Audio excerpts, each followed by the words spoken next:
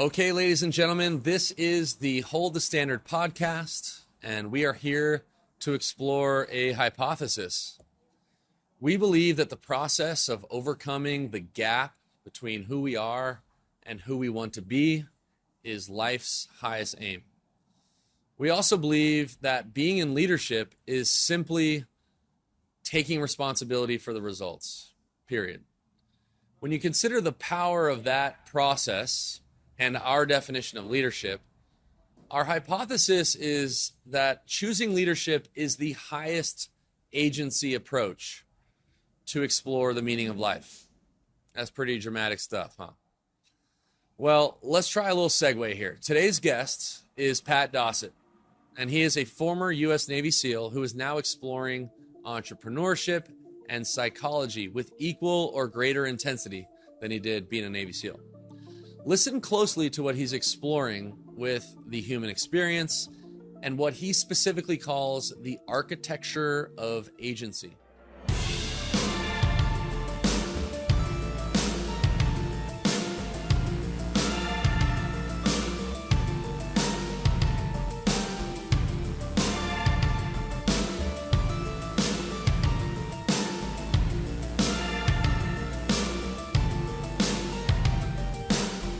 So normally I start these conversations. Thank you for being here, Pat. Super stoked. Yeah, likewise. I sort of wish I could memorialize every conversation we've ever had in some selfish way, but as I learned so much being with you.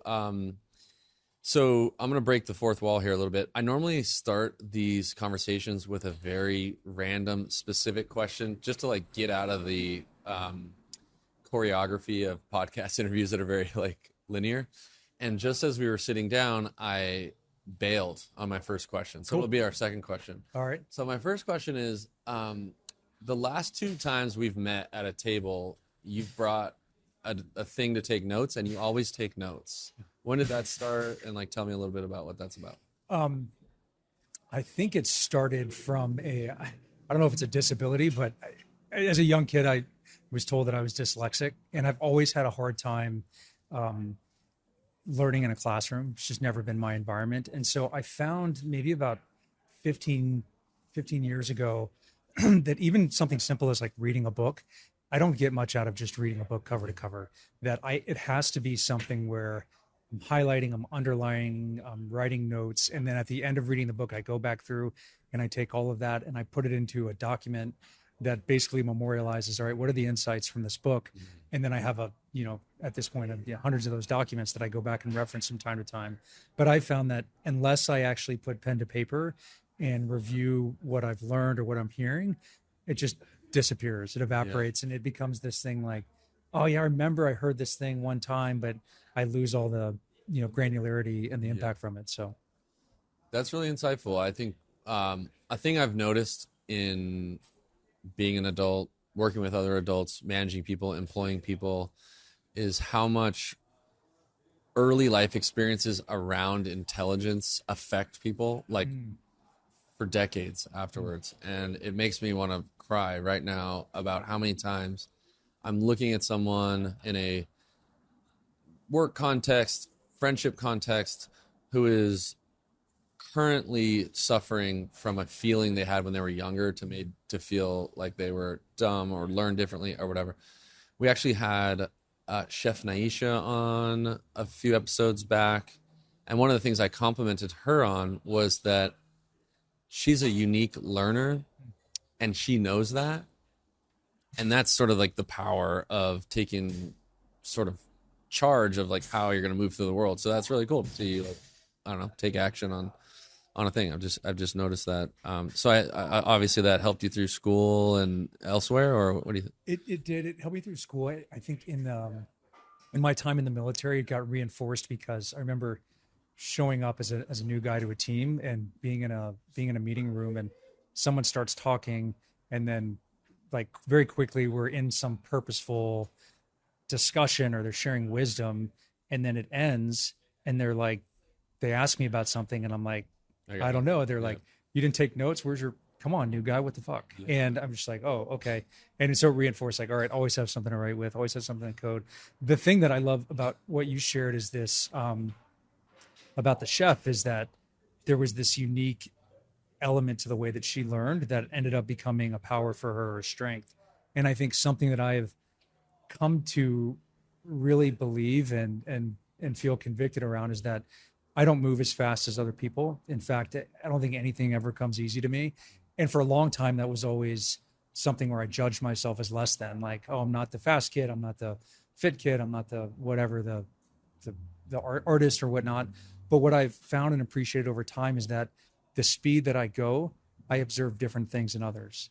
And as long as I take time to understand and contextualize and synthesize what I'm observing, that there's a lot of power in that. And so there's, it kind of is, I've turned this weakness or this element or this attribute about myself and turned it into a superpower, I think. And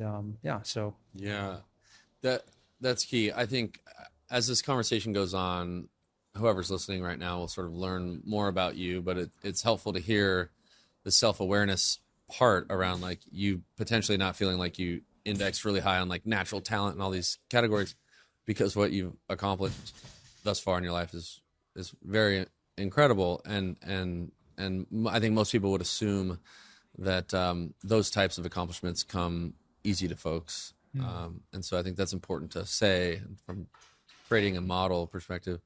So the question I wanted to start with is a genuine curiosity that it seems like no one can quite figure out. I believe the language would be you audited a course with Angela Duckworth. Is that the word that you would use? Yeah, that's right. Okay. About 11 years ago, I was 31, maybe. I was kind of the old guy in business school. Yeah.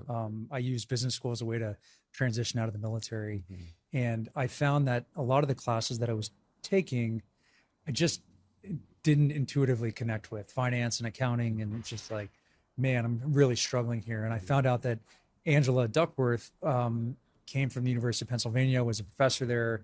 And I was familiar with her research. I love this idea of grit being a determining factor for success. And as someone that, prides themselves on being able to cultivate passion and perseverance and be gritty, I was like, man, it'd be cool to learn from her. Yeah. And so I found out that she was teaching this undergraduate class called Introduction to Positive Psychology, which in my mind, I was like, this sounds super soft and weak, but if I could sit in the back of Angela's room and just hear her speak, like, I'm sure I'll learn something. Yeah. So I reached out to her and she was gracious enough to let me sit in this, I think it was the freshmen and sophomores that were being taught, sat in the back of the class. And it was amazing. What she talked about, I found quite profound. So, yeah.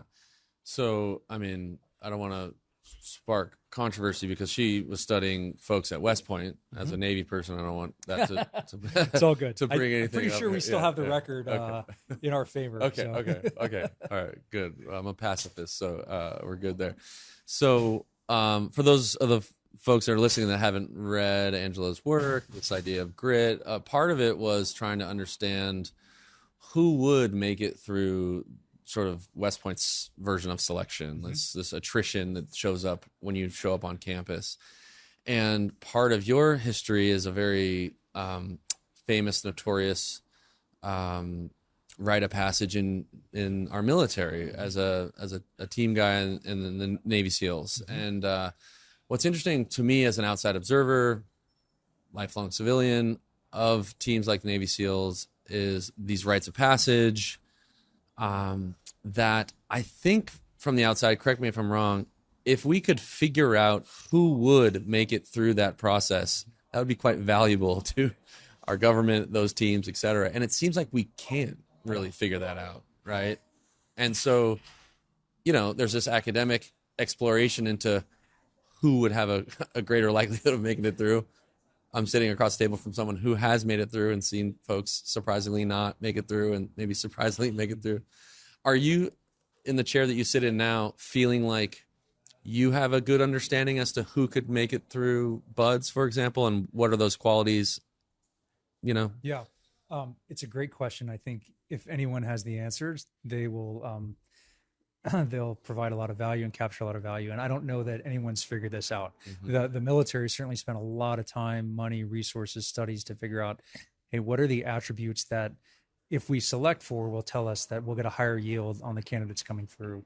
And as far as, the last time I checked, we're still around +1, -1 every year in terms of number of Right. new SEALs that are being produced. And so the attrition rates are staying consistent, and there's probably a few different reasons for that. But one of the things that there's funny, an aside, two of the attributes historically when they've studied SEALs and who's successful in training, two of the characteristics that have stood out had nothing to do with IQ, education, income, any of that stuff. The two commonalities were oftentimes product of a divorce. So some type of early or childhood trauma that they had to overcome or deal with. And, whether that is predictive or correlative or causative, unclear, but a lot of people that come from broken homes. And then the second one is this extreme comfort with operating in a gray zone. So an ability to bend the rules in a way that is not, sociopathic or not, not for bad, but just comfort in operating in the gray. And so those seem to be two commonalities. Now, I don't know that those are things that we would necessarily select for and say like, all right, let's figure out everyone in the gray, broken homes, and say like, all right, this is going to increase our yield. But I thought that was really interesting. That is interesting. I'll tell you from my personal experience. So my class, we started with 220, very fit, very motivated people that had worked really hard to get to SEAL training. In some cases, they had sacrificed years to get to that point just to be accepted as an honor. And so all these people show up on day one. 5 weeks into training, we're down to 150. 6 weeks in, we're down to 36. And the class ends up graduating 17 out of the original 220. And what I found remarkable about those 17 was not that they were superhuman or heroic or anything, but rather how unremarkable they were. In fact, all the biggest, fastest, strongest people, those that most looked the part or those that showed up with SEAL tattoos on day one and were really confident, were some of the first to go away. And so for me, when I look at this average group of people, I'm like, oh, that's really fascinating. Like there's something about, it's not about these people's bodies. There's something in the mindset in terms of how they encounter adversity, overcome setbacks, their ability to bounce back into process events that are maybe at first glance too enormous to tackle. Like how are they dealing with that? And whether or not that mindset is something that existed in them when they showed up, or training was a forcing function to help reinforce that circuitry and make it stronger. I think you could make an argument for both, but yeah, that's really insightful. I think without, I'm really conscious of getting to some of the work that you're doing now, and I don't want to turn this into like operator porn, but few more questions about that experience I think is important.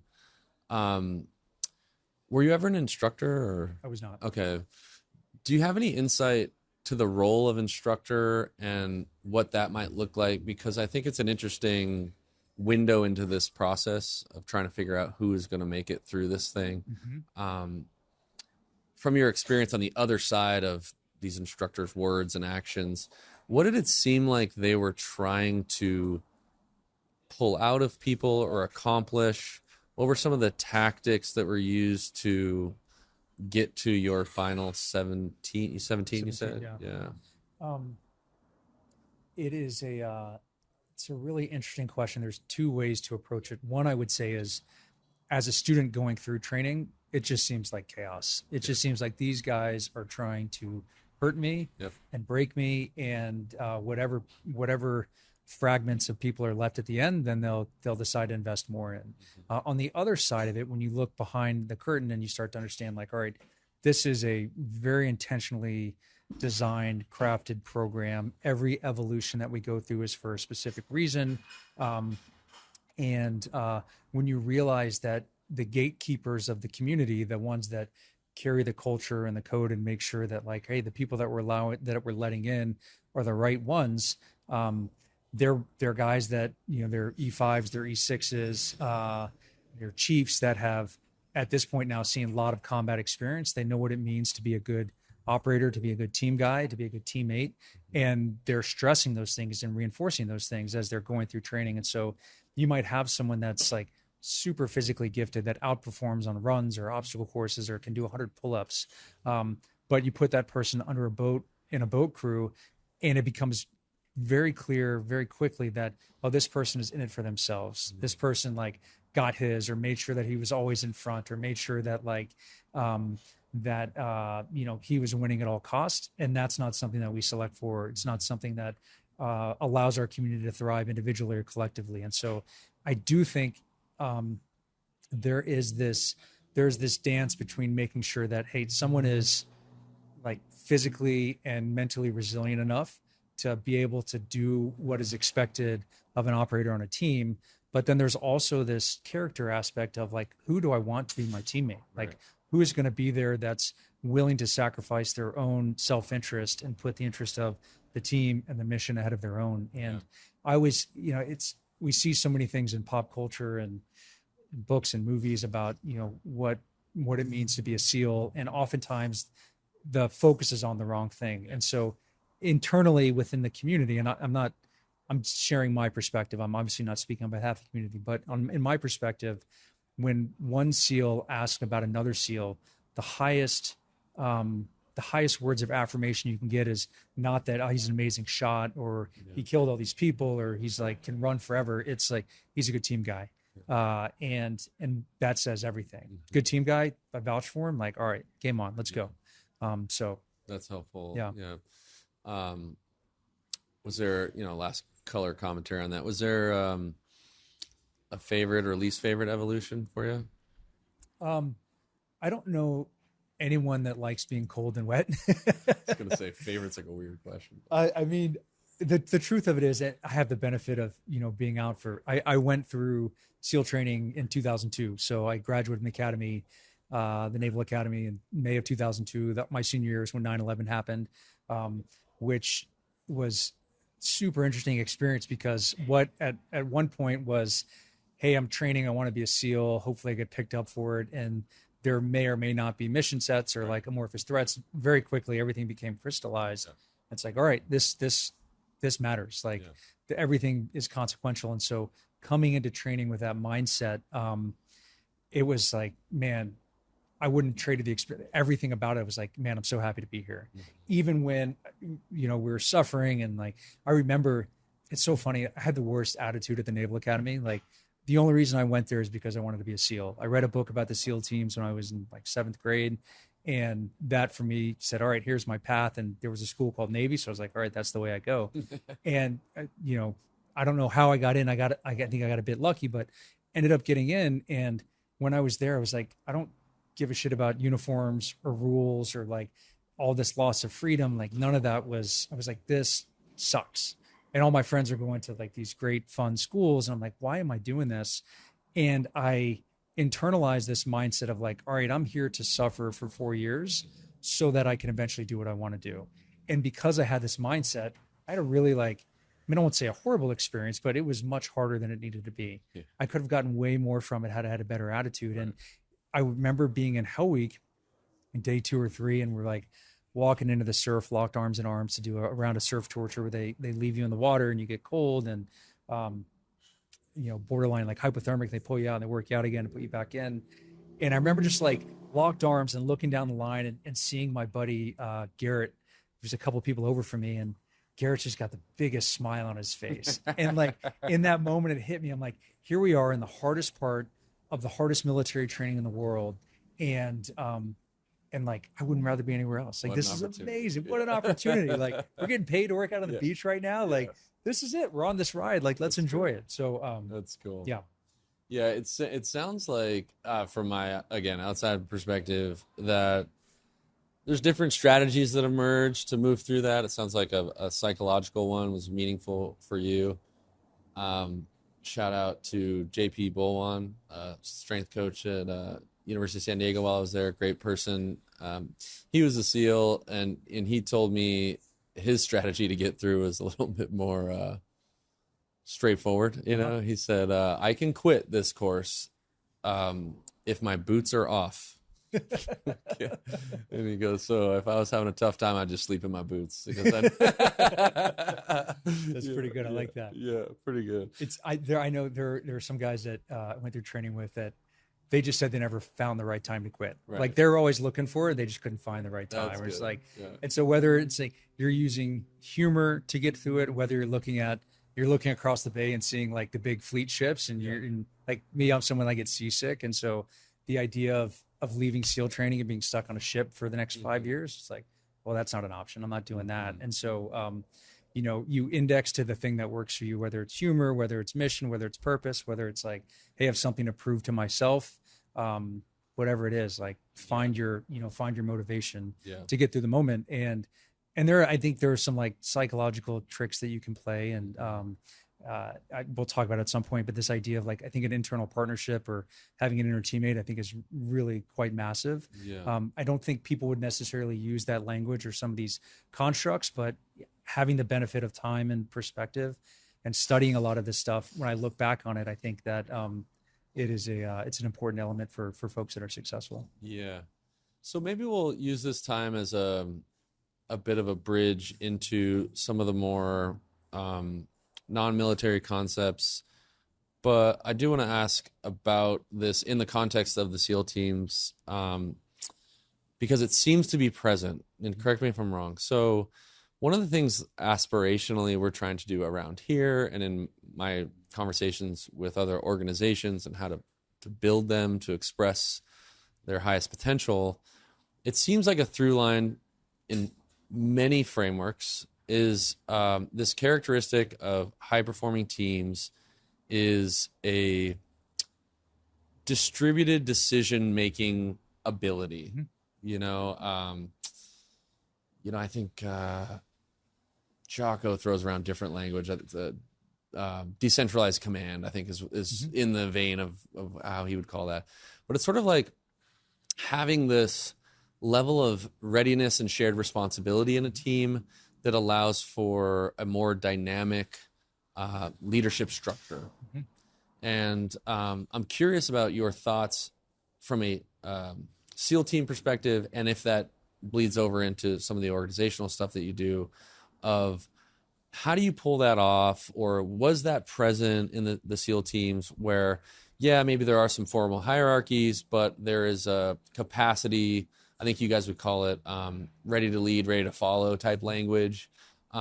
Is that something that you observe to be true in the teams, and is that something that you observe as a high performance capacity outside of the military? Yeah, 100%. We have one of the terms that gets used a lot in the special operations community is this idea of command by negation, so that we can have hierarchy when we need hierarchy, and we can have a flat organization. We can go vertical, we can go flat, and a lot of that is driven by the emergent needs of the mission, the environment. But when we say command by negation, what that means is that whoever is ultimately defining the mission, or saying like, hey, here's the vision, here's what we're going after, here are your left and right limits, that leader is always is never missing an opportunity to communicate that out as far and as wide. So everyone is operating off the same common operating picture, and everyone's clear like what the mission is. And what that allows for in a high trust, I would say high performance culture, is that the leader, or the quote unquote highest ranking official, doesn't have to look over the shoulder of every person.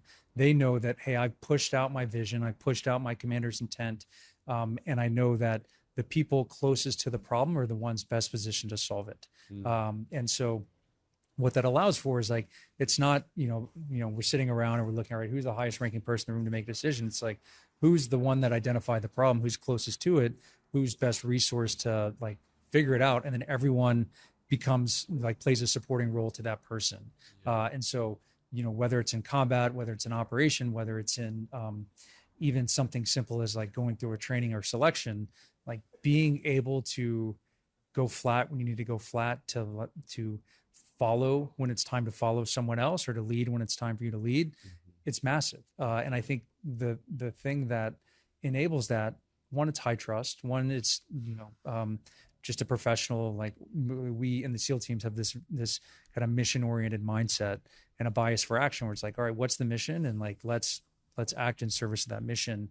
And the environment's going to change, everything's dynamic, and so being able to read that and respond accordingly ensures that we can be successful and we can adapt and overcome. Yeah. What do you feel is the binding element of trust? I mean, that's language we use around here. Our sort of propaganda is around high performance teams having unique levels of trust and willingness, these two things. And so I find life in the real world to be a little tougher from a immediacy feedback loop thing that's provided in sport, and military is maybe the most direct environment for that type of thing. So I think trust is one, super critical, but also like there's almost like there's a pathway to trust because of the nature of the work, And so when you think about like the essence of trust building, like from a SEAL team perspective, is that rooted in, obviously you have the rite of passage that everybody's gone through that builds a great deal of trust, but is it around the skill, right? Like you've put in the work to earn the right to be on this team. Like where does the trust element come from? And then I guess a follow-up to that is trust can't only live on the front end, right? It's not like you get a trident and then I just trust you forever. It's like it's a thing that needs to be nurtured and reinforced. So how does that show up mechanically there? Is it around, I know that you get up and you do tasks A through Z to be in the best position to have success, and I just trust that your ability, like where does the trust come from, you think? I think it starts in the fact that everyone goes through the same training and that there are some standards that everyone has met. And so being very clear on what the standard and expectations are, both coming through training and then once you get to your team, what's the culture around performance? And this idea of culture sometimes just feels very soft. I can't remember where I heard this definition, but this idea that culture is the thing that emerges over time from repeated past success. So the culture, in the SEAL team, someone that's not in that community might look at it and say like, oh, those guys have long hair. They wear these sunglasses and they're always surfing or whatever. And it's like, all right, that's not really the culture of the SEAL teams. The culture of the SEAL teams is maniacal focus on mission and mission success. And how do we do that? And we've earned the culture that we have, meaning that, whether it was, from operations that went awry in the past to successes and previous campaigns, like there's this idea of like ownership of this culture and that we're a part of, and this culture is reflective of like, this is the thing that allows us to be successful, these are the standards that we have. And so I think that's part of it, this like generalized expectation of who we are and how we perform and why we do it. And then I think it gets reinforced at every turn. So I always like to say, like in the SEAL teams, there's this ethos that like teammates don't ask, they act. And what do I mean by that? What I mean is that if I'm a good teammate, I understand what's happening to the left and to the right of me. I understand like if this person is struggling or if this person needs help or if this person, whatever, if we got to move some team gear or this person's struggling this way. And I don't put the burden of an ask on that individual to say like, hey, you need me to help you out. You need to go move those bags. I see the problem and I move in action and solve it. And so when you're in a team environment like that, where everyone's reading the room, they're reading their teammates. How do I help lift this person up? How do I lift the team up? How do I ensure that I'm being a good teammate to myself so that I'm not the weak link in all of this? It's just the potential that gets unlocked or unleashed is incredible. So that is incredible. I appreciate you sharing that. I think it's a very human feeling to be in transition. Obviously you had a big transition from the military. I would imagine it's a big transition. Anybody who's listening is, it might not be so dramatic, but everybody's in transition somewhere. And that's a really uncomfortable in-between moment thing.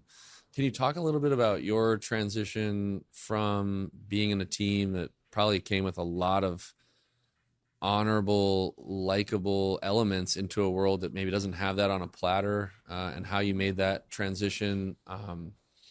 Because I'd like to talk about what you've done both academically and in the business world. It seems like you've done quite well with that. But talk to me about maybe a part that was hard, that part where there was some uncertainty in that. It's nice of you to say that I've done quite well. It doesn't feel that way. Well, it never feels that way. Yeah. I don't. I'm waiting for the moment where I feel like I've arrived and I can relax. Yeah. Like, if you find that, let me know. That's right. How to get there. You ask me that all the time. I still haven't let you know. So, yeah, I would say that. Look, I had the extreme gift of having a clear path from an early age, and it clarified what I put my attention into, what I put my effort into. It set a high bar for me to try to reach and get over, and I'll be forever grateful for that. But I, from the time of 17 until I was 31, grew up in this culture of military, in the SEAL teams of mission first mindset and bias for action, and serve the team, and like all of these like incredible attributes of what it means to be a SEAL. And at the same time, I would say that there are elements of it that maybe were adaptive in the context of being on a SEAL team, that were maybe maladaptive once I left that community. And so there's this lag that occurs, that you have to figure out, all right, well, how do I be relevant in this new environment? But how do I be relevant, but also like what applies from what I knew in the past to this new thing? And there's this, like, it's so weird. Like you have this track record of doing really hard things, or people might from the outside say like, oh, that person's a Superman, they can do anything. And then you put them in a new environment, alongside a bunch of Goldman Sachs kids. I'm like, right, dude, I don't know anything. I'm like, I have no confidence. I'm just like feeling very meek and back on my heels. And it's like, whoa, right, what's going on there?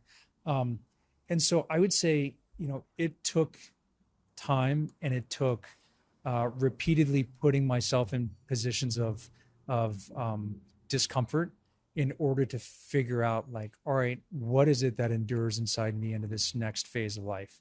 And we were talking about this earlier, but I think anytime someone finds himself leading with "I am this" instead of "I am becoming this," they're two very different mindsets. I am a SEAL. If I am a SEAL and that's really all I am, and then I leave the SEAL team, so like, what do I have? If I'm an NFL football player, I'm a baseball player, I'm a whatever the thing is, or I don't know, like have some job, some big important job, like, and then all of a sudden you don't have that anymore. There's this like loss of identity that happens, and it can be quite a perilous state to exist in, where you just kind of lose yourself in that. Whereas if you're in this place of like, I am becoming something, like I am in the process, like I'm a SEAL right now. I'm doing, I'm trying to be the best SEAL that I can be, and I'm becoming the most effective leader that I can be, or I'm becoming I'm unlocking the most potential I have in myself. Then like that endures. And I remember when I left the SEAL teams, it was a hard decision to make, because I love this community, and it's a job that I wanted for a really long time. But what I realized is, as much as I love jumping and diving and shooting and blowing things up and all of those things that are seemingly sexy about the SEAL teams, the thing that I loved the most was working alongside a small team of committed individuals to achieve outsized positive effects. And I was like, oh, that's kind of a big unlock. Like, I don't have to wear a uniform, carry a rifle, do all these things, and be locked in this identity in order to do that.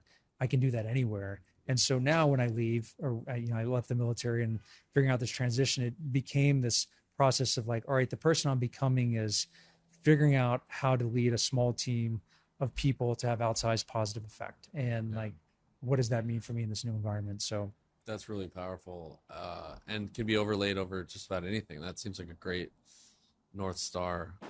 Earlier, I got chills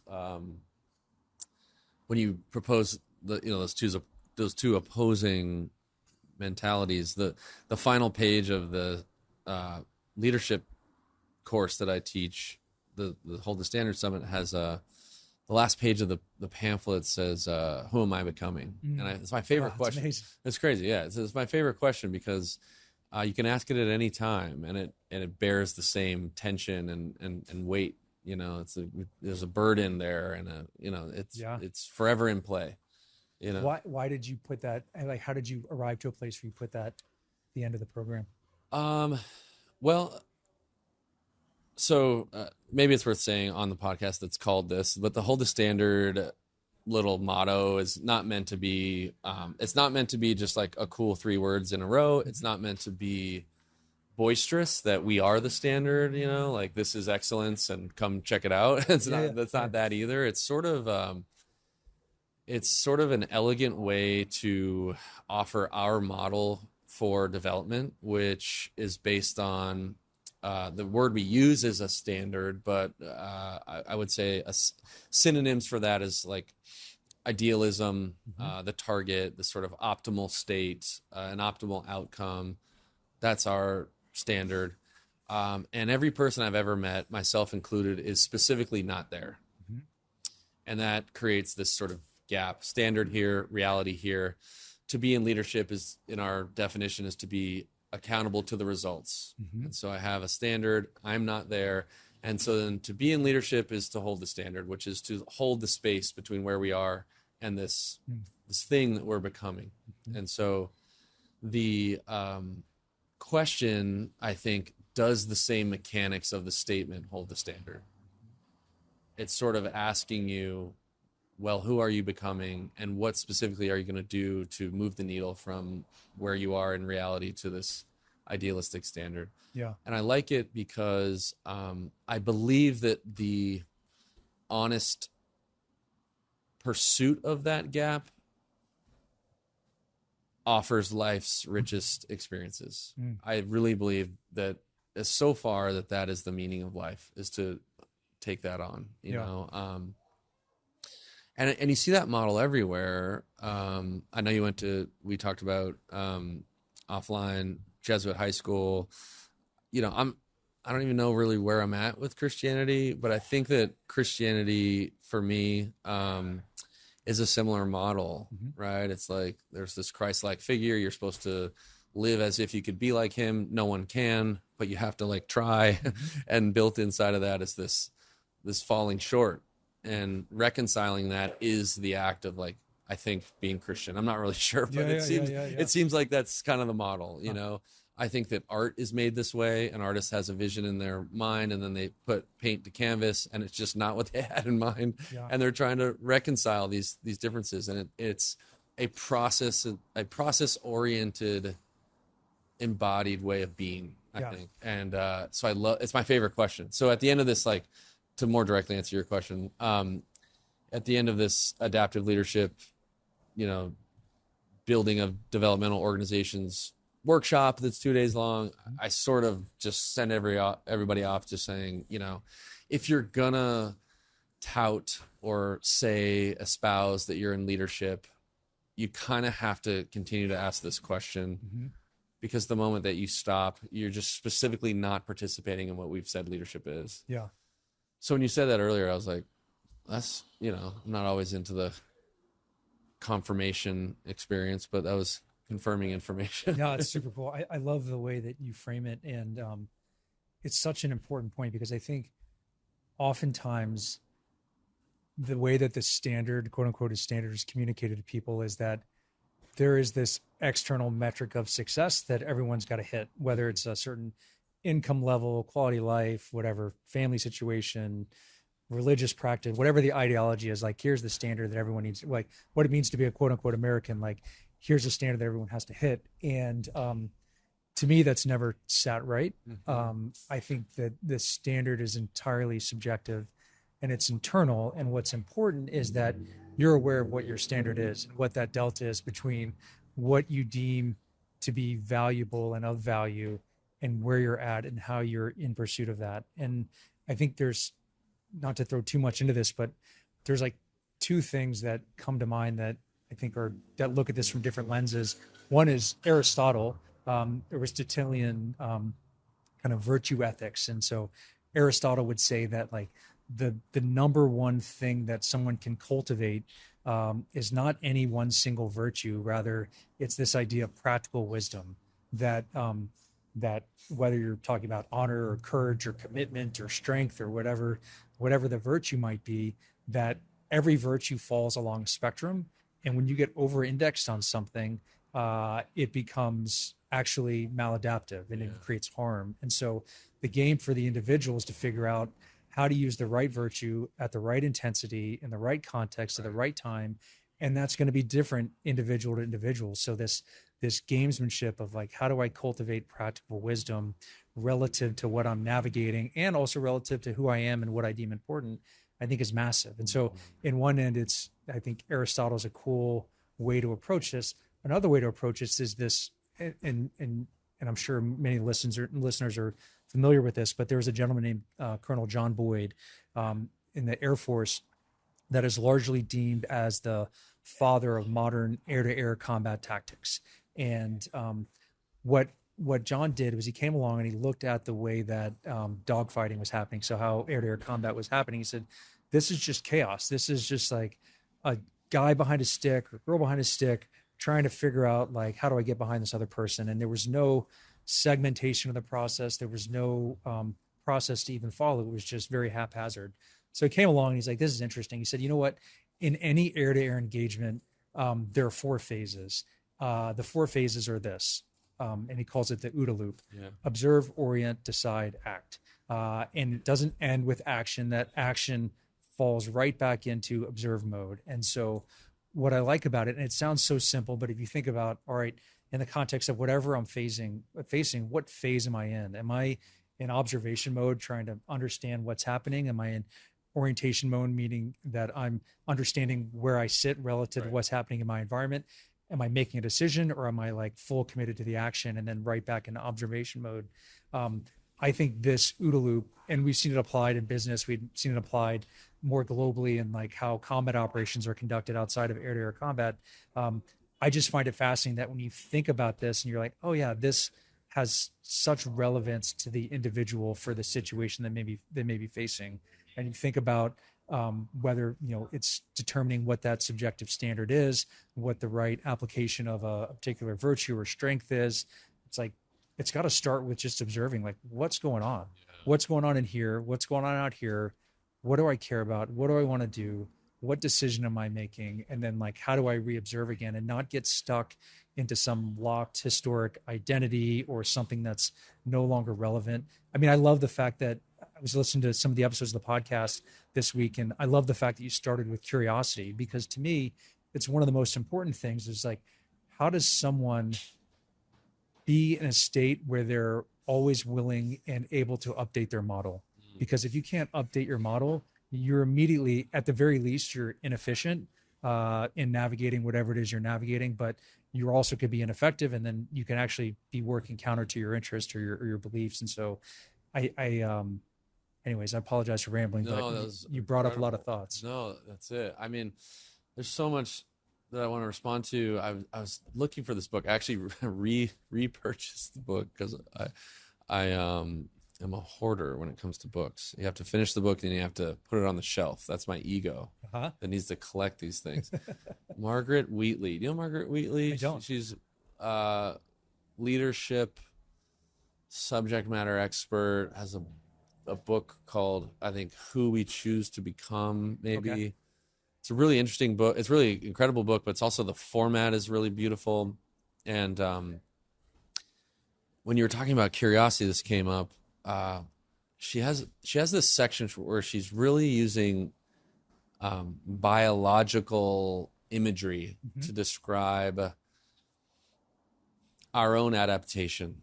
Okay. And so from a very metaphysical place, we're all just atoms in the world, right? And so the difference between this table and my leg is not that much from that perspective. Yeah. But somehow there's this boundary where the table begins and my leg starts. And then there are important boundaries. We're not all just one homogeneous thing. Like, part of what makes you a different figure than me are these boundaries. And and you can go really like deep into this with the membrane of these boundaries, like what is penetrable and what is not. We don't walk through walls kind of for a reason, etc. And so the metaphor she's using there is from a healthy biological perspective, the boundaries of what makes us are not so rigid that nothing can come through. So when you think about that in a conscious perspective, and this is the plug into curiosity, hopefully people are following this insane thing, is sort of like, in what ways are you is the membrane of your mind something that will allow things in, you know? And it's that rigorous shell, that sort of like impenetrable shell that is fighting for sameness and certainty, is sort of at odds with the biological change that comes with stress and inputs, you know what I mean? And so I don't know, I was thinking of her recently and trying to articulate almost like a check-in. Like I was trying to check in like with me, like from a leadership perspective of like, how healthy is my membrane, for lack of a better word? Like, what am I letting come through that would drive adaptation in a positive way or not, you know? Anyway, super tangent, but I love that. I consider myself pretty like level and calm, and I pride myself on being kind. Like it's one of my family's core values, and it's something that's very important to me. A few days ago, I picked up a cup of coffee and I turned on the street, and it was going down the street, and there were cars on both sides, like parked on both sides. And it was one of those streets where it's pretty narrow. The two cars couldn't like drive past each other. And I was getting ready to turn right at this T intersection, and this woman crosses in front of me and like tries to turn down the street. And I'm like, you don't have anywhere to go. And no, I don't have anywhere to go. And like, how long are we going to sit here for? And so she like basically pulls up and then just kind of like raises her arms at me. And I'm like, if you back up a couple feet, like I can get out and you can go on, like, great day. Like, let's go. And she just vapor locked, like puts her hazard lights on, crosses her arms. Like, I'm not moving. I'm just like, oh, this is interesting. Like, this person is totally locked in right now. Stalemate. Like no capacity to update her model, to add new information, to like observe. She's just like locked in. And, you know, eventually we were able to figure it out, but not after quite some time, longer than it should have taken. Yeah. But it reminded me, there's this researcher named Lisa Feldman Barrett, who you may be familiar with. So she's a neuroscientist. She's written a number of books, prolific researcher. She has this book called How Emotions Are Made, 7.5 Lessons of the Brain, or it's another book of hers. But Lisa has this way of talking about this very topic that I find quite interesting. So she says that we have this body budget, and the brain's job, the whole reason we have a brain is to anticipate and regulate the metabolic needs of our body, to ensure that, like, before I reach for this cup, my brain is anticipating that I need to lift this arm up, move it over, and it's giving me the resources that I need. And so the brain is always regulating energy in that way, and that's the brain's job. And so what she says is, you know, it's quite interesting that if you find that you're in a metabolic deficit, and so you could say that that's a caloric deficit, you could say it's hydration, you could even say like a deficit from the standpoint of human connection or love or whatever the thing is, that when you're in deficit, you become overly reliant on a fixed internal model of the world, meaning that you lack the capacity for novel information. You lack the capacity for curiosity. You can't take on anything new or update because I don't have the resources I need to engage with a novel environment. So I get locked in, shut down, and then now moving through whatever environment or whatever challenge becomes more problematic. And the thing that I find so powerful about that is just like, you think about each one of us as entirely unique collection of experiences and traumas and values and aspirations, all these things. If I am in a metabolic deficit and I can't update my model, then I actually can't connect with you. I'm stuck in here. And so I'm sitting in one car, this woman's sitting in another car, and like, oh no, we can't figure this out because like something's going on there. Like she's in a deficit. And so to me, why I think that's cool is like, now all of a sudden the unit of analysis is on the individual, and what do you do with that? Well, I got to eat good food. I got to be hydrated. I got to move my body. I've got to make sure that I'm getting good social connection, like doing all these things, not because I'm trying to hit some external metric of success, but rather so that I have what I need to be able to dynamically engage with the world in a way that like makes me feel at my best and makes other people, you know, brings out the best in those around me. So yeah, just to participate, right? Yeah, like from an abundant place, you have to. Yeah, I want to move into some of the positive psychology stuff. Every time I talk to you, I'm like like learning, like I'm in school. It's really cool. One of the things you said earlier, that I put a pin in, was around the internal kind of subjective standards. I had such a hard time hearing, shout out Carl Paoli. He's a Spanish gymnast. I talk about him in my book. He's been on this podcast. Good friend. My opinion, the best coach in the world. He would say this thing, still says this thing, that used to really jam me up. Okay. Which was, true performance is only measured by feel. And I hated the lack of objectivity of that. Okay. You know, but I think it is a truer truth than a previous version of myself could hold. And it's sort of supported by what you were saying, which is, yes, we can externalize these standards. There's something about the human experience that wants certainty and just like, tell me what's good and I'll do that. Right. But the harder alternative is like really intuiting inside, like, well, what is personal excellence? So we kind of are the only people who will really know what our best effort is and what we really need, you know? And so does that connect to what you referenced earlier with this, what did you call it? An internal teammate? Yeah. Or is inner teammate? Inner teammate. Is that a way of conceptualizing like an internal kind of like, I don't know, compass to guide like when we're doing well, when we're not? Maybe just talk about the internal teammate. Yeah, no, I think it is. Yeah, no, it very much is aligned with this. So the internal teammate is basically this construct that I developed this past year. I spent a year back at Penn pursuing a master's in positive psychology and just wrapped that up a few weeks ago. And I've always had this question in my mind that when we think about, so positive psychology, just a quick primer on that. So Marty Seligman, Mihai Csikszentmihalyi, the founder of Flow, came together in the early 2000s, I believe. Terrible with years and dates, but approximately directionally, that's right. Early 2000s. And Marty at the time was the president of the American Psychological Association. And he came along and he said, you know what?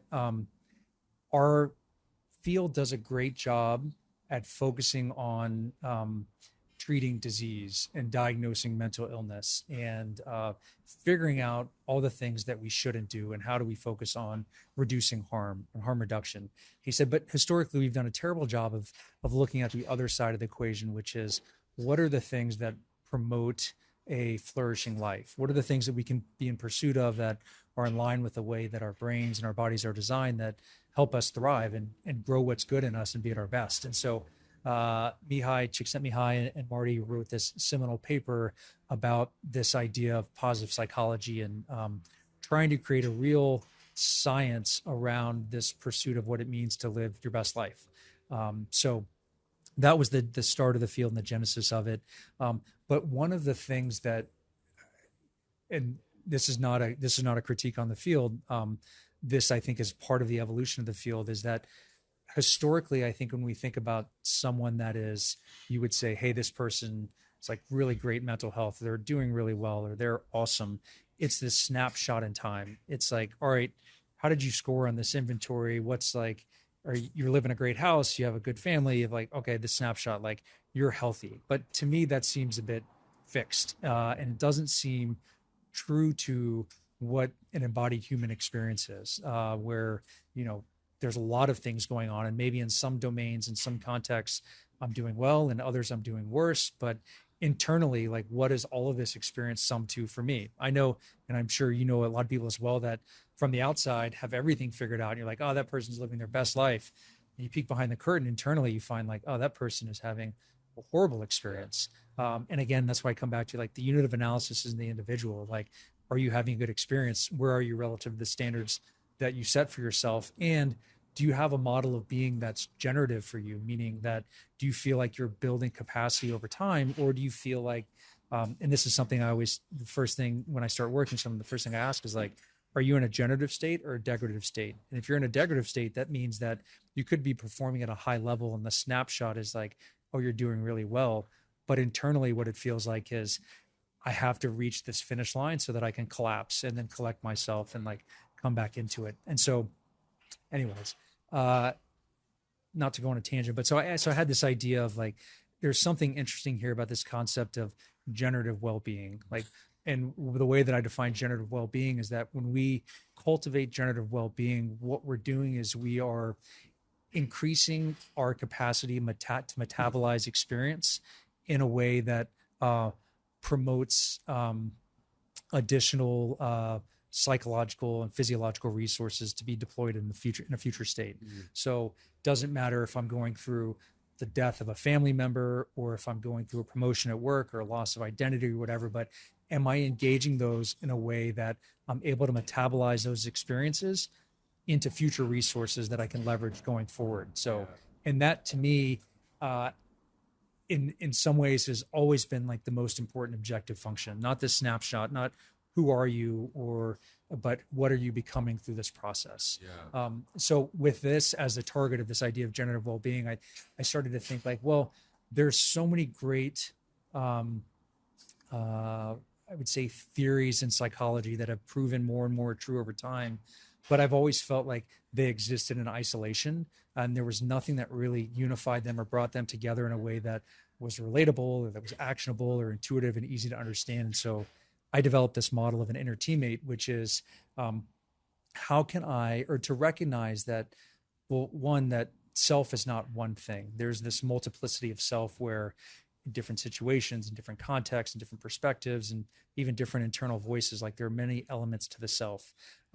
So it starts from there. And then from there to say like, all right, well, one element of self is this idea of having an internal partnership that I can strengthen, that I can invest in, that helps me get better at being my best, that allows me to have a roadmap when I don't know where I am or what's going on or how do I handle stress or uncertainty, that I can invest in and cultivate this relationship, this inner teammate, in a way that helps build my capacity to engage in wise action that moves me further towards that standard that I've set for myself. So that was the initial framing of it. And we can dive down into the specifics of it, but like the idea, again, I have this internal partnership, and if I choose to pay attention to it and invest in it and strengthen it, then it can actually yield not only a better experience of life, but that I can be the most effective person I can be at navigating whatever I'm navigating. Yeah, that's incredible. And I really appreciate the context. I think it's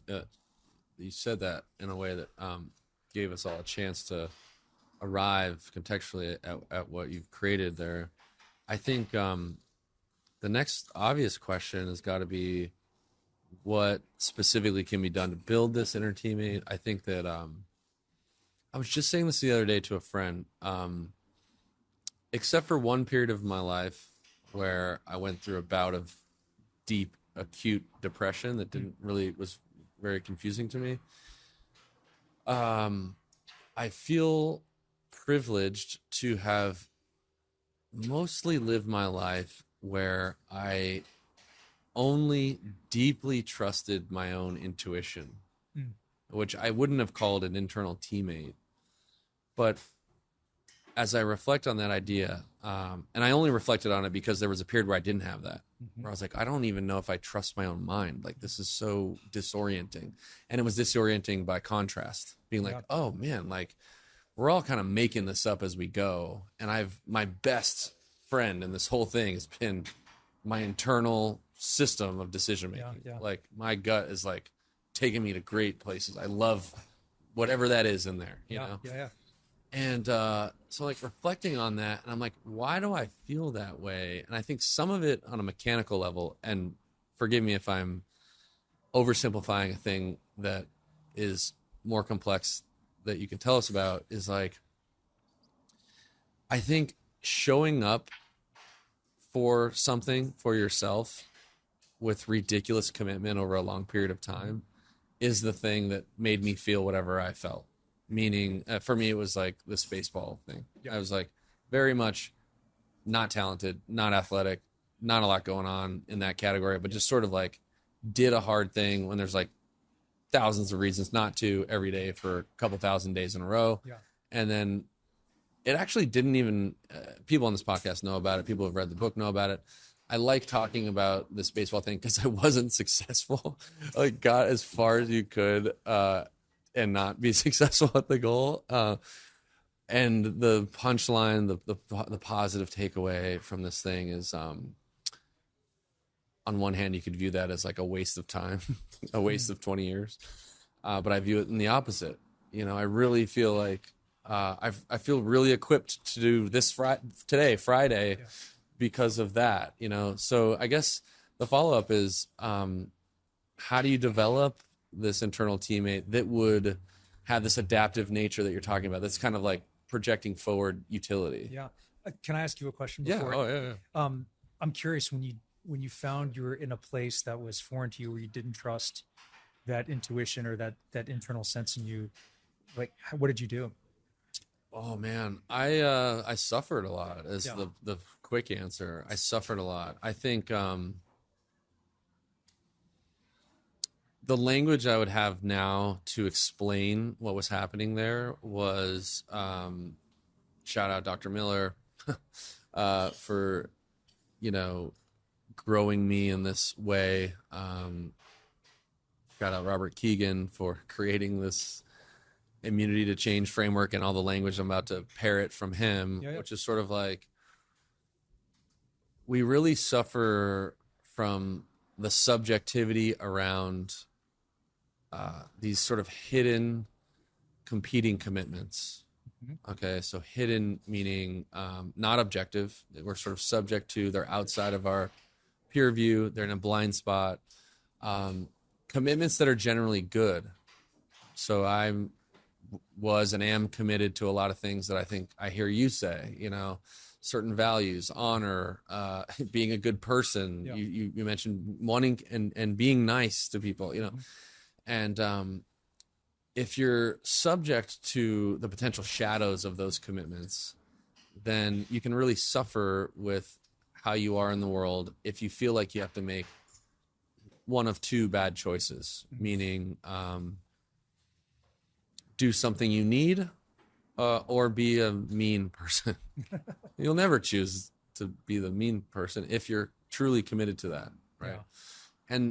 And from a developmental perspective, we know that a binary duality is never a really good look at reality. It's not A or B, Sure. right? And, but if you don't know that at the time, you will suffer because of this commitment that is outside of your sort of field of view. So it took opening my aperture to some assumptions that I had. And I think assumptions can kill us, you know? Thank you for sharing that. Yeah. I've had a few friends that have been in some like really dark places where they didn't trust their own thoughts. They were just, and these are people that I would say are like the paragons of like resilience and performance and all these things, and something structurally happened in their life that just completely upended them, and they fell into a hole, and they started not being able to like trust their own thoughts, their own minds. And someone said one time to one of these friends, they said, like, if you don't trust yourself and you don't trust, like, you don't have that intuition that you've always trusted this whole time, then outsource it. Like, give it to somebody else for a time being. Like, hand the reins over to someone that you do trust.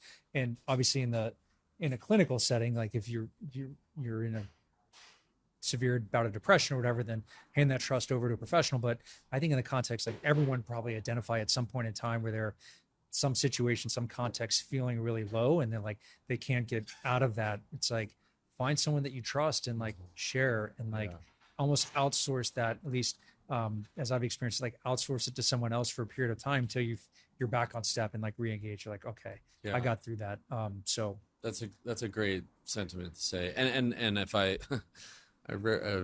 rarely answer questions matter of factly, so I should say, in a technical sense, I did seek out, you know, professionals in several ways. From a therapeutic standpoint, I went to a TBI clinic to see if I had TBI, and, you know, did a, you know, therapeutic ketamine thing that was maybe acutely helpful that we don't know about. So I should reflect to the audience that I didn't just do that by myself. So just to make that known. So before we get out of here, I'm curious about what you're excited about right now, because you're doing so much great work from both and I love the foot that you have in academia and the foot that you have in a sort of skin in the game business world. I think that's a great dynamic. So talk to me about what you're excited about right now, and some of the work you're doing after your program at Penn. Yeah. So I finished business school. I spent a few years in business, more I would say as like a bit of a holding pattern until I could figure out what was the thing I wanted to sink my teeth into, entrepreneurially speaking. And so and I'm terrible with years, but sometime years ago, I started this company MadeFor. And the idea was, can we build a program to help anyone at any stage of life build a better foundation for physical and mental health, by understanding that whether we're talking about physical, psychological, emotional, spiritual resilience, like there are some universal principles at play, but they're uniquely explored and experienced. And so the work becomes like, how can we help individuals start to understand some of these principles, get into action around them in like small, doable ways, but ultimately arrive at a place where they have a greater sense of their own internal guide and like what their path looks like, and have confidence and conviction and feel stronger as a result of that. So ran that program for a number of years and since turned it into a book. It's not perfect, but I've been so pleasantly surprised by how effective it's been for a lot of people. I think we've worked with about 30,000 people to date, all over the world, different, from 17 to 92 years of age. And so I was really excited about that program. And then I was also really bummed that from a business standpoint, it didn't work out. Like we just couldn't ever quite crack the code on the marketing side of things. And that was really hard. But what happened as a result of spending all this time developing this program, running this community, serving members, is that my perspective continued to evolve. And I started to see like, oh, what I thought we were delivering is actually a little bit different, or what I thought was effective is, I have more experience and more reps now, or a different way of talking about things that I feel is more effective. Out of that work, I started getting pulled into working with individuals. And so for the last few years, I've exclusively just worked with individuals. But this past year, being someone I try to pride myself on being curious as well, and like never stop learning. I took a year and I said, you know what, I want to go back to Penn. I want to go back under Marty Seligman and the founder of this field, who's 82 years of age now. And I want to learn from him. I want to what does he have to say about this field and what's applicable, what's not. And so this past year created this time and space for me to think and to crystallize some of the things that I've experienced both in the SEAL teams and in my time with MadeFor. And what I've come out of it with is not only just a greater appreciation for what I know and its applicability, but also some new ways of talking about things and some new frameworks. And so when I talk about, what comes next, I'm really excited about getting this inner teammate model out to more people, because I think it's something that, while I love working with the individual, and I think, anyone that has the good fortune to work with you directly, that's the best. It's not going to get any better than that. For me, when I work with an individual, it's like I can attune everything to that specific individual and their needs and where they're at, and helping them get better at their best. But there's still a part of me that it's never sat well, that like I can't reach everyone with a good message, and it doesn't feel right that working with an individual might be prohibitively expensive, and it's like this stuff isn't rocket science. And so I'm really excited about getting this inner teammate model out to more people. And I'll just give a quick primer on it. So It kind of takes 4 different psychological theories and pulls them together in one unifying construct. So the first one, and I call these, what I would call these are in some ways like the architecture of agency. So if agency is this idea that like I have a belief that I can affect things in my immediate environment and I have a belief that I can affect things in the future. And the way that Marty Seligman describes it is that that those two things are true, but that also I have this innate curiosity and creativity where I realize that there's an infinite number of paths to get to what I want in the future. So if one path gets shut down, I'm going to get blocked and stuck. I can pivot, I can adjust, I can keep moving towards this thing. So this idea of an agentic mindset, I find to be quite powerful.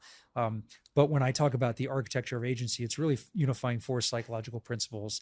The one is self-awareness. So this idea that we have the capacity to be an observer in our own mind. And for me, this is like the fundamental entry point of agency, is just having awareness. Like, hey, what's going on? And whether that awareness is interoceptive awareness, like understanding what are the signals and cues my body's sending to me physically and how best to respond relative to what I want, or it's emotional awareness or spiritual awareness. Like, there's all these different ways to think about awareness, but this idea of self-awareness being the starting point or the entry point for having agency. I can observe, I can see, going back to John Boyd, I can see what's going on and start to understand like where I am relative to what's going on. And that, to me, I think is the first entry point. So architecture of agency starts with self-awareness. Then we go to self-determination theory. So this idea of self-determination theory really has 3 points. And the theory is a theory of motivation. So how do we cultivate intrinsic motivation, and how can we, and how does that result in like us being, not only having the best experience possible, but being as effective as possible as we can be. So self-determination theory has 3 components: autonomy, relatedness, and competence. Autonomy meaning that like I am the agent of my own change. I get to decide where I want to go, what I want to do, and you know what matters most to me. So that subjective standard is one that I set. Competence is that I have the capacity to get better at the things that I care about getting better at, and relatedness is that that what I do and who I am is connected to something more than just myself. So if I'm on an island by myself and I have all the free will available, and I can get better at like getting coconuts off the tree. If I'm on the island by myself, like it doesn't really matter. Like I'm going to suffer. So self-determination theory as this next leg of the architecture of agency, I think is very important, because this is the thing that allows us to understand what is it about my experience and me that's unique, and what is it about that I want to bring out in the world, and like how does that help clarify my destination, what it is that I'm going after and why I'm going after it. So this is the theory of motivation. The next one is this idea of self-efficacy.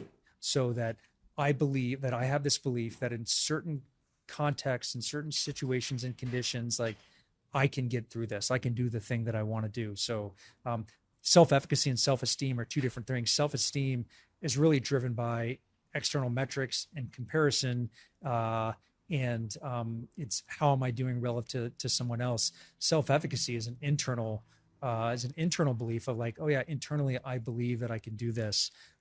So it's the third leg of this architecture of agency, and why it's so important is like, one, I'm aware of like, hey, what's the terrain look like? This is self-awareness. Two, I know, hey, this is where I'm trying to go relative to this terrain. That's self-determination, and I'm setting that. I know why it's important. And then self-efficacy is like, oh yeah, I have the belief that I can get there. And how do I progress and move towards this goal in a way that promotes greater and greater self-efficacy over time? And then the fourth leg of this architecture of agency is this idea of self-regulation, that like I can't get there all at once.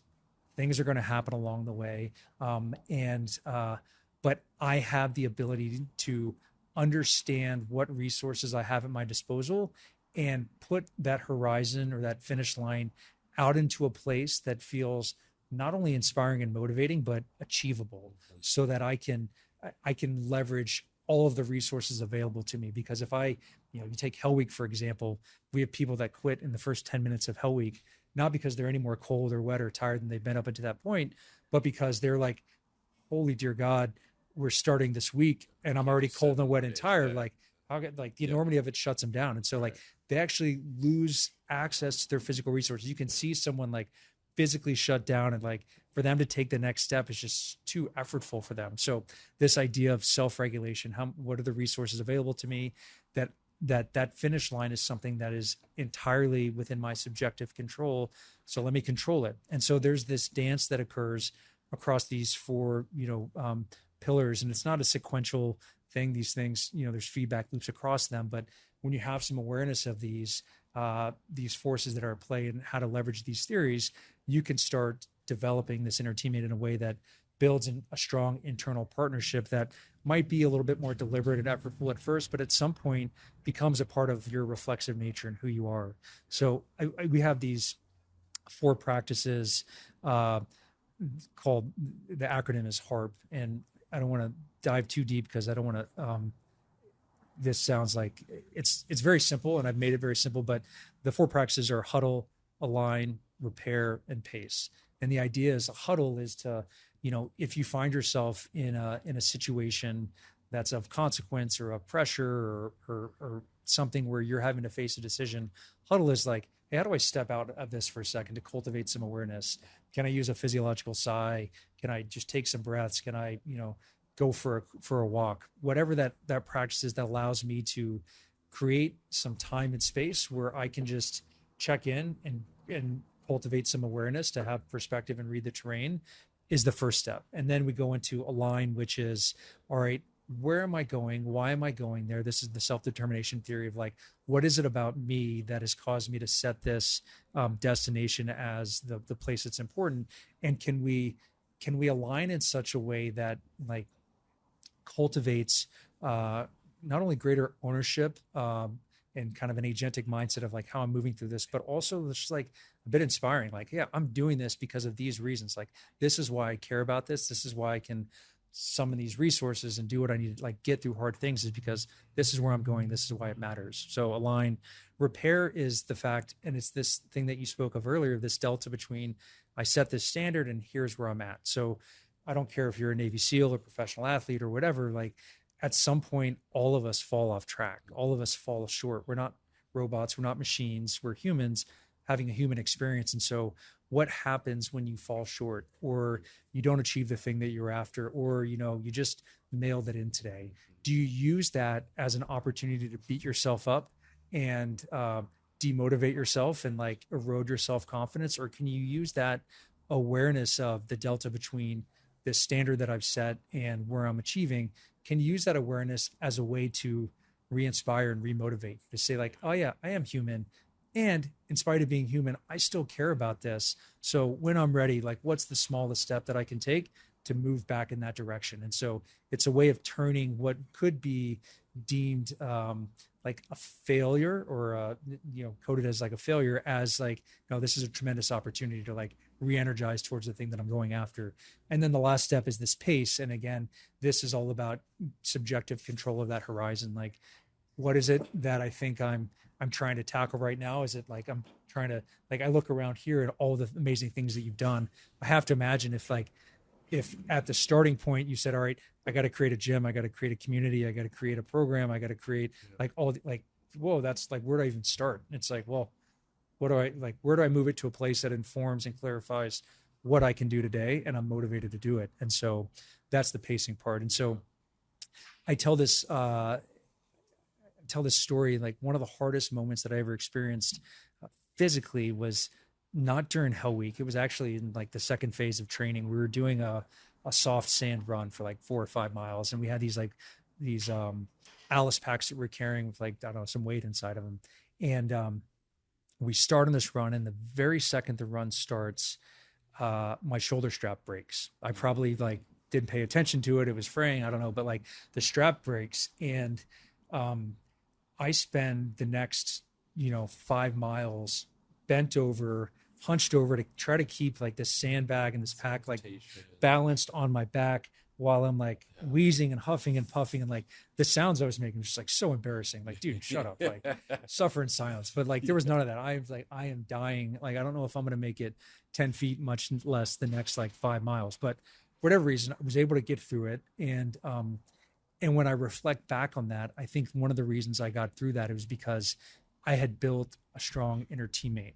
And it's not that I was like huddle, align, repair, and pace, or thinking about the architecture of agency, or all these deliberate things. It was that up until that point, I had done these in low consequence, low pressure situations, and built reflexive mechanisms where it just became a part of my being. So, what, my check-in on these steps probably just sounded like grunting, but for me, what I was doing is I was accessing this inner teammate, this mindset, and knowing that, like, hey, we'll get through this. This is gonna be all right. So that's incredible. I mean, I think when you first told me about that was in the car the other day, and I really want to advocate for a world where agency is sort of the starting point. Our internal selfish definition for leadership starts with a high agency perspective. I think it's the only real pathway to have a human experience with an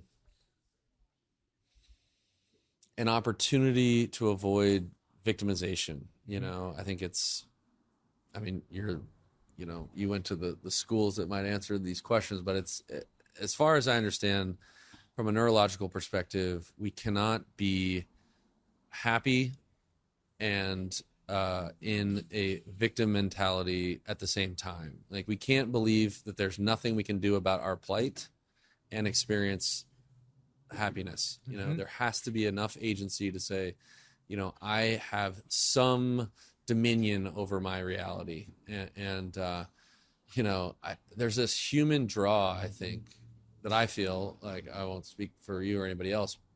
There's a gravitational pull towards, like, externalizing responsibility and excuse making and trying to make it something outside of ourselves, so almost so that we can, like, be done, even those standards you talked about. It's like, just let me take a time out, like, but life is not that. Life is a participatory thing. And we have to be in our own experience, and you can choose to take responsibility or not, over and over and over again.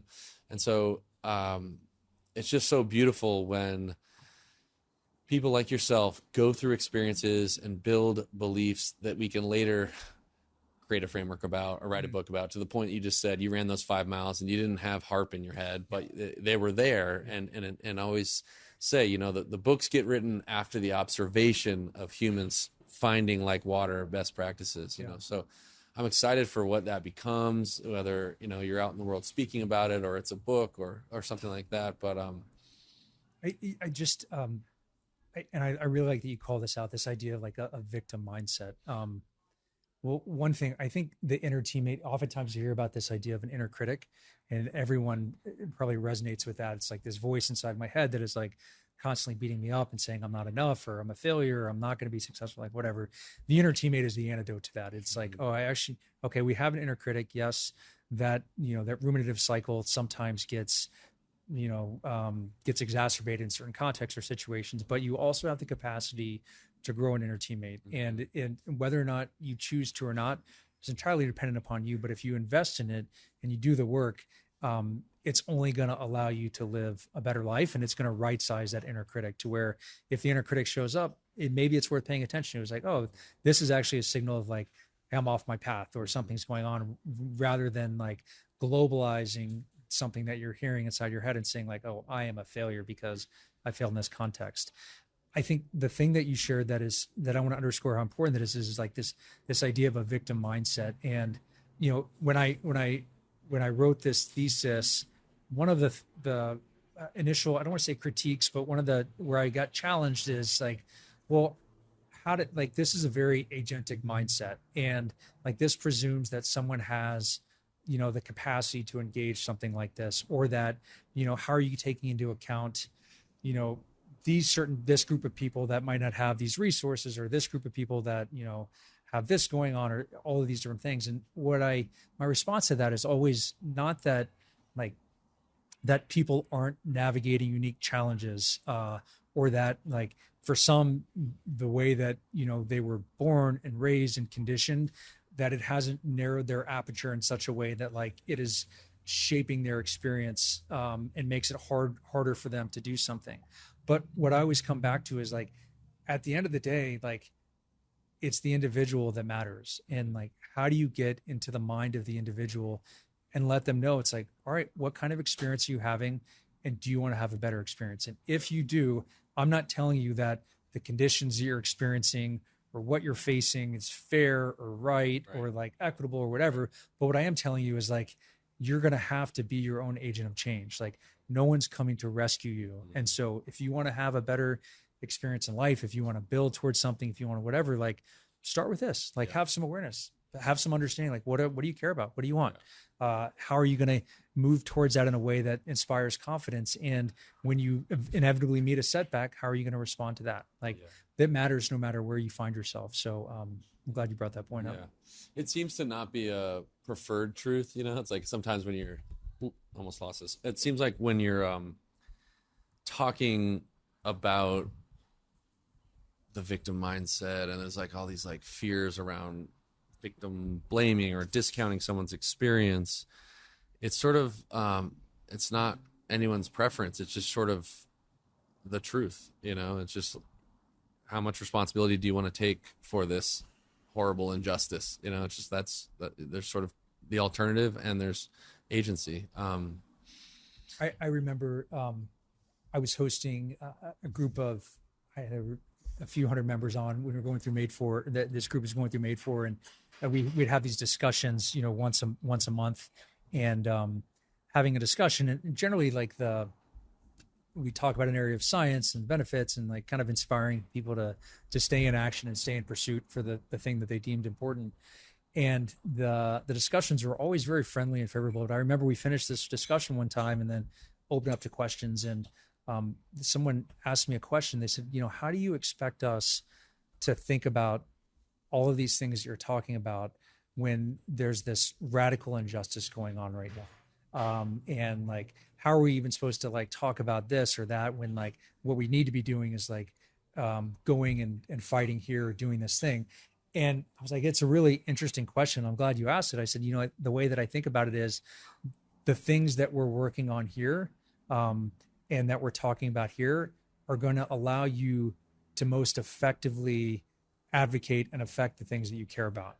And so like what we're doing here is upstream of anything else. And so at some point, and again, I'm not saying anything is fair or unfair, like, or that there's equity by any stretch of the means. But what I am saying is like, at some point, like you got to be inside your own head and what are you going to do? And I'm really interested in like, how do you help people deal with that, build a better mindset so that ultimately they can have the best life possible. So anyways. Yeah. I think in like a second conversation, it'd be interesting to dive into this observation around what I think you're communicating in this repair part of HARP, which is I noticed that it seems like there's something about our relationship with dissatisfaction that people who are high performers have found a way to have a different relationship with dissatisfaction, poor performance, negative outcome, negative emotion. Sort of like, I think from baseball is one of these sports that really just puts in your face a lot of failure. Yeah. You're sort of like, I'm just like so okay with failing. It's like I'm so fine with that. This is like all I did. That I think is a high utility way of being. I think a lot of people are stuck with a mental model that somehow is supposed to include a lot of perfection. I've just never seen it. I've just never seen that, you know? And so I don't know what that's all about. You know? I think it's fascinating. And I would say that sometimes the people that have achieved the most are the most fragile because they're like, they've constructed this aura of perfection or invisibility or whatever. And like, they almost get stuck back on their heels. They're afraid to like re-engage or like to make a mistake because they don't want to like anything to pierce the illusion of, hey, everything is good or everything is right. Which is, it's fascinating. I'm like you, I'm quite accustomed to failing. And I feel like if I'm not on this curve of like either failing or almost failing, then I'm not learning and I'm kind of like just, I don't know, parroting stuff that's no longer relevant. So, Well, you got important places to be. It's 1:19. We're going to get you out of here. I hope we can do this again. This was like just an interesting conversation. So yeah, I really appreciate you. And we haven't spent a lot of time together, but it's been impactful time. I'm a better person every time I'm around you. And Yeah. Is there anything that you that I've missed that you want to offer before we go? Or No, I think the only thing if anyone's interested in anything that I've said, I'm going to start trying to put some of this information out. So you can find me MadeFor_Pat, or you can find just at MadeFor, MadeFor on Instagram. You'll notice that that both of those accounts have been frozen for a long time. I lost my biological father about a year ago under less than ideal circumstances, and for me, it was important in time to say, hey, let's pause and like let's assess things. And so I feel like I've been in this assess mode for a while on exploration, and now I feel like I'm at this place where like, all right, I'm ready to share again, and I have something to share. So if you want to follow me or you want to reach out, like those are the two places to do that. And then like I would say the meta message I'd want to share for everyone is like two questions to ask yourself. One is the way that you're moving through your life generative? Do you feel like you're building capacity, or do you feel like you're in a degradative state where you're in this endurance race and at some point you're going to break down? And so if you feel like wherever you're at on the spectrum of, mental health or physical health or whatever, if you feel like you're in a degradative state or your model is one that's degradative, like pay attention to that, like do something, don't stay in that state because it'll have a high consequence for you. And the other thing that I would say is I feel so often, especially, in pop culture, zeitgeist, social media, there's this message that gets put out there that if you fail, then you should hate yourself back into excellence, that you should like run on hate and judgment and doubt, and like that's clean fuel. And in my experience and the research that I've done, it couldn't be further from the truth. So if you find yourself not achieving relative to some standard that you've set or whatever you're holding yourself to, don't use that as an opportunity to hate yourself. Use that as an opportunity to extend yourself some grace. How can you be kind to yourself in that moment? And in that state of grace and kindness, can you cultivate some awareness and some clarity? And then when you're ready, take that next step back in the direction that you care about. And 10 times out of 10, like that'll get you where you want to go. So incredibly wise. Thank you. Thank you, Pat. Thanks, brother. Appreciate it. Yeah. Now, I realize I'm at the risk of devaluing the impact of my words when I keep saying that every time I'm in Pat's presence, I get better as a person. But I mean it, and it's true. We don't discuss the weather, how the Dodgers bullpen is looking this season, or anything surface level. Pat is a curious learner and a remarkable wealth of knowledge. If nothing else, let Pat be a reminder that if we choose to believe it, our growth journey can continue endlessly through our adult lives. Don't be afraid to explore beyond your current character role. Pat did that forever. He's doing that forever. And I hope you will too. Next episode is going to be a surprise. So I'm not even going to tee you up for it. And listen, I know they say this a lot in the podcast world, but I got to do it. Please subscribe to the podcast. That way you won't miss updates.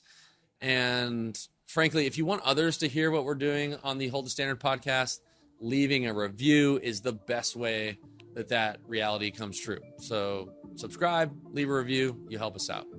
Thank you for listening. And thank you, most importantly, for choosing leadership.